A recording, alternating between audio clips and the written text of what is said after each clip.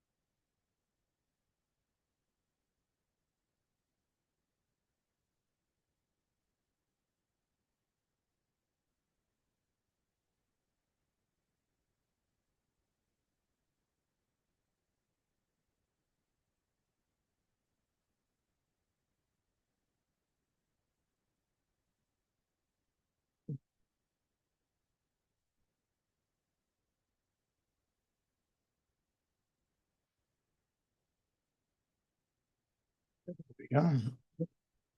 Hmm.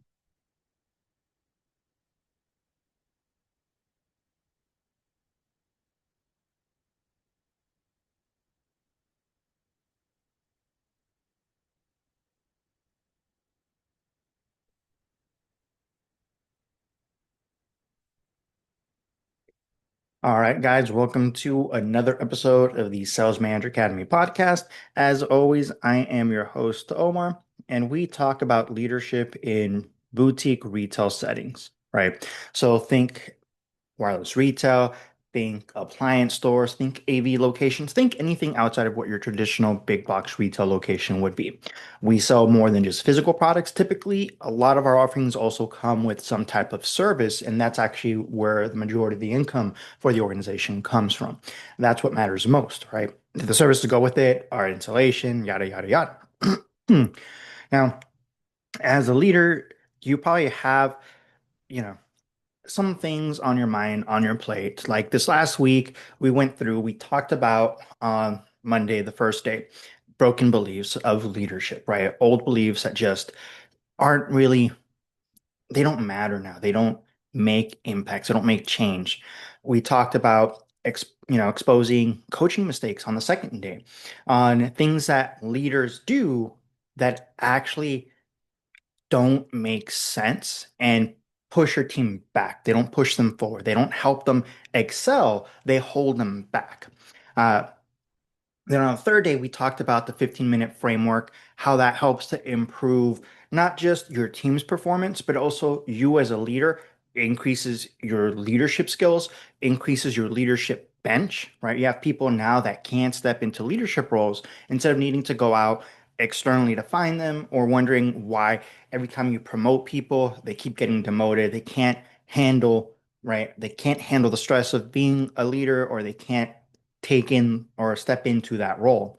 Um, and yesterday, I explained to you my story of how I took that framework, where it came from, how I've used it in all of my different roles, from being an independent contributor, right, a seller, to a manager at different locations, DM, and how I implemented that across a wide territory, right? We're talking about multiple states, new hire trainings, and the difference that it make in the performance as well as the ramp up period for people coming into the organization. Now, today we're going to talk about you and your team specifically, okay? Because if your team can't win without you watching, without you being present, you don't have a team. You have dependency. And your team isn't winning because of your presence. Understand that. They're surviving because of your control. That's not leadership, that's dependency. You have to allow your team to actually do things on their own to be successful. And that force multiplier saves you so much headache as a leader. Okay. And yeah, it might be hard to hear, but it's true. If your reps fall apart the moment that you're not on the floor, right? They perform better when I do a store visit. No, they don't perform better because you're doing a store visit. That's not the reason why. Okay. Sales can't be dipping because you're not present. Sales can't be dipping at a location because the store manager's not there. That can't be happening. Okay. You haven't built a team at that point. You've built a system that only works when you're the system, right? You're trying to quarterback the entire thing instead of understanding I'm not the quarterback, I'm the coach. My sellers are the quarterbacks. I got to make sure they got everything they need because they're the ones closing it, because they can close 5, 10 deals at one point where I'm stuck on a one-to-one basis. I can't multiply my force. I can't multiply, the results by me alone. I need to be able to support my team. I need to be able to help develop them. And that's what you're doing as a leader. Okay. Now, dependency is not a strategy. You shouldn't have to be, as a DM, at 5 different locations every single weekend to make sure that sales stay on track. Okay. It shouldn't be up to you as a DM to step in. Oh, yeah, I'm going to step in and I'm going to knock this out and we're going to have a great. That's not you. If you're doing that, you're holding your team back. They should be able to do that without you. They should be able to walk into a location. No, yeah, we got this. It's a weekend. We're going to knock it out of the park. We know what we're getting after. Oh, traffic's not there. We're not going to use that as an excuse. We know what we need to do. That's where you start seeing the differences. Okay. Because when performance dies when you're gone, you're not scaling, you're just barely surviving. And you complain about, I'm working so many hours. You complain about, I can't find people that want to work. I can't find people that have that it factor, that sales factor. None of that matters. What that means is you're not focusing on training and developing. You're not trying to force multiply what you can do. You're just trying to force people to perform when you're there. It's performative theater. It's not leadership. Okay. And guys, the fix isn't hours of training. It's not hours of sitting in a, you know, Saturday morning, Sunday morning training session or whatever. It's not that. It's through a repeatable coaching system. That's where you're actually going to be able to do more and be able to fix the issues that you have. Okay. So if your team needs you in the building, they don't have skills, they have supervision. And that's what we need to move away from. Okay. Now, teams win when you actually have systems to run. When you have a system in place, a framework in place that allows your team to be able to perform and actually get results without you, that's when everybody starts to win. Okay. Because it builds habits. It doesn't build heroics. It doesn't build this one time, I'm going to jump in and be the hero for you guys because you can't sell without me, without your DM being in the building. Mm-mm. That's not how that works. Okay. Now, a framework as simple as like the 15-minute coaching framework, it helps to instill a few different things. Okay. Because you're building habits around training for not just your sellers, but also your store leaders. You're a DM, you got store managers, you got assistant managers, you got leads. It instills that in them because now not only is your seller comfortable with having actual coaching sessions, your local leaders, your store managers, your assistant managers, your store leads, they're now comfortable having those coaching sessions as well and being able to help develop others. And that also in turn develops themselves. And that is very huge. That is, I can't tell you how important of a factor that is to be able to do that for your sellers, to be able to do that for your local leaders, because now you're giving them also a clear pathway for them to be able to have career growth for themselves, whether that's within the organization or outside the organization. That is a huge factor.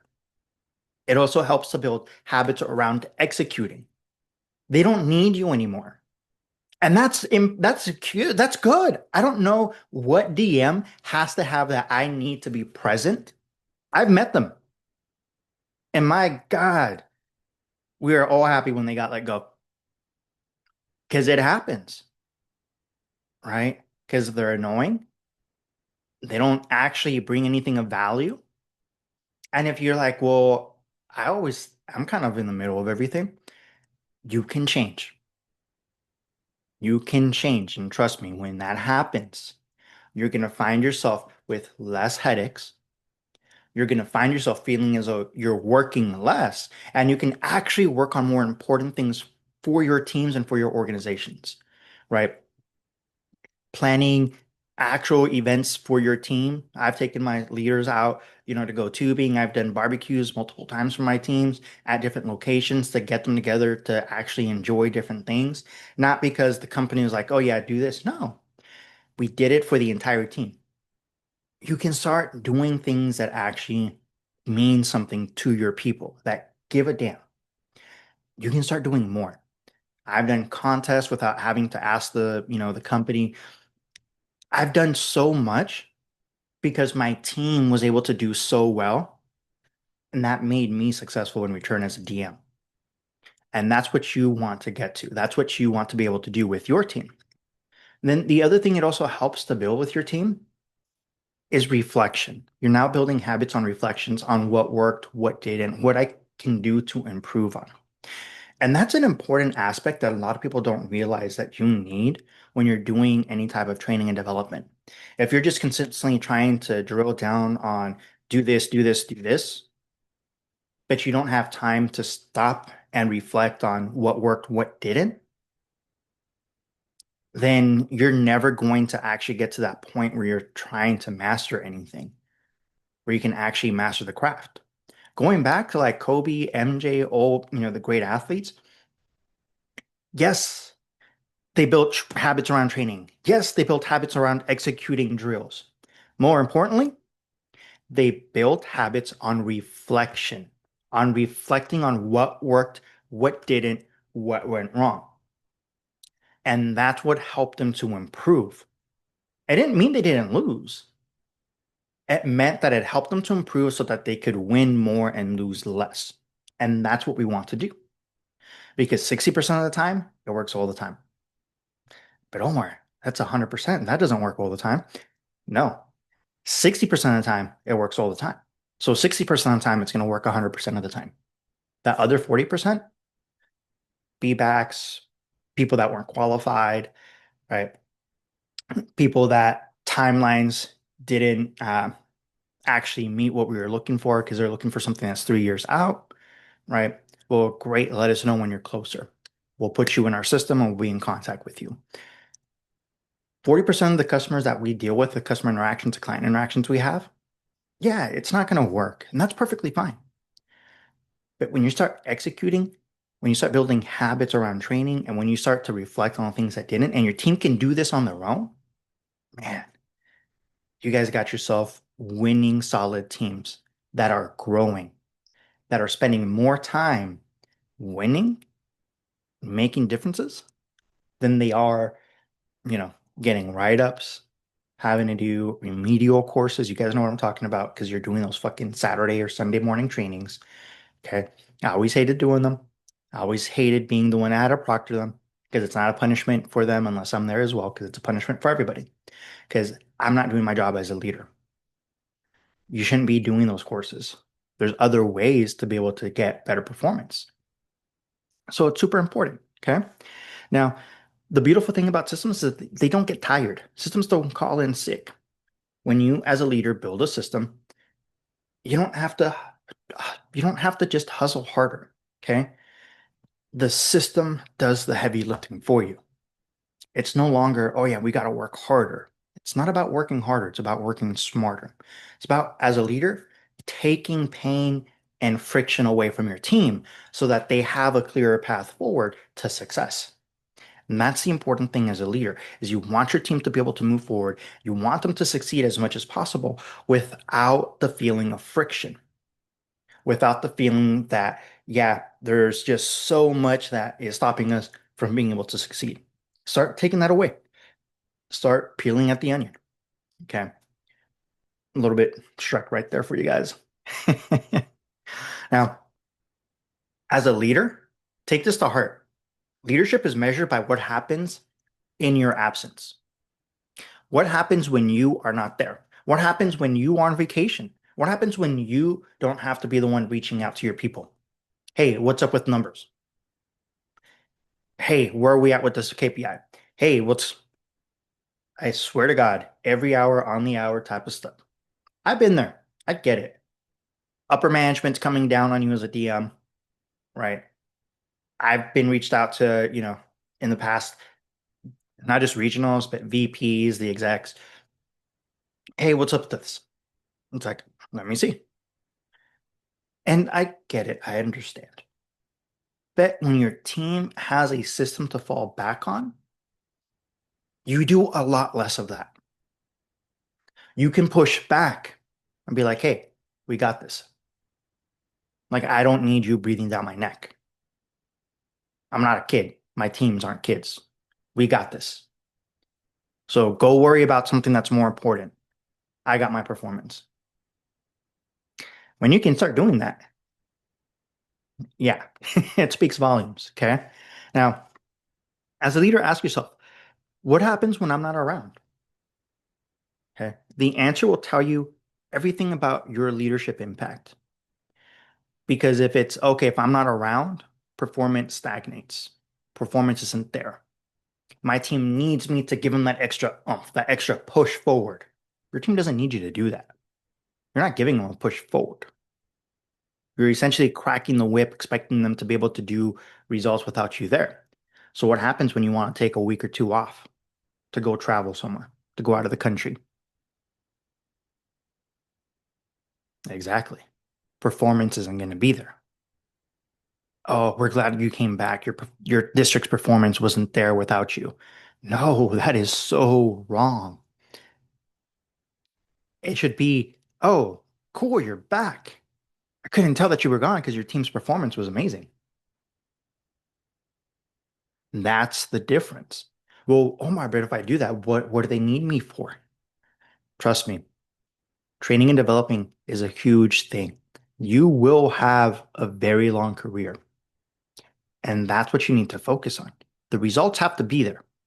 So if you're saying I'm focusing on training and developing, but the results aren't there, there's something wrong with what you're doing. It could be that it's not the right system to use. It could be that there's something completely missing in the system, and there's always something missing. And we've talked about it before. So if you know what that is, leave it in the comments and let me know. Okay. I'll let you know. I'll thumb it up if it is what it is. Okay. Now, if you want freedom, if you want growth or a shot at being able to get promoted into a director role, whether that's on the sales field, whether that's in the home office, there's a lot of paths forward from the district manager role, especially in wireless retail. There's a lot of path that you can go into from operations, recruiting. A lot of us don't want to go into HR. I'll tell you that. uh, Recruiting is probably like the closest thing to the HR department any of the salespeople would want to touch. Uh, to different aspects. There's a lot of growth forward, but you have to understand what it takes to be able to run your districts properly, to be able to allow them to run without you needing to constantly be present. That doesn't mean you hide in the back room when you're doing store visits. It means that you're doing all the work up front, offering valuable training, development, mentoring, guiding to your teams to make sure that they can be as successful as possible. Okay. Now, can your team grow without you? Or are you the ceiling that's holding your team back? You don't need to grind harder. You need to lead smarter. Now, if you followed this week's content, here's the next move. If you haven't already, download the 15-minute coaching framework right now. It's in the link in the bio, it's in the video description. Grab it, download it, start building a team that performs, even when you're not in the room. And if you think that, hey, I know somebody who could use this or should use this as well, tag them. Tag somebody who's stuck on that hamster wheel of hustle. This framework, this is the off ramp. All right, guys. I want to thank you for spending once again another day with me here at the Sales Manager Academy podcast. If you've been with us the whole week, you've gone through quite a bit So make sure you grab that information, you use it, and don't forget, I'll catch you on the next one.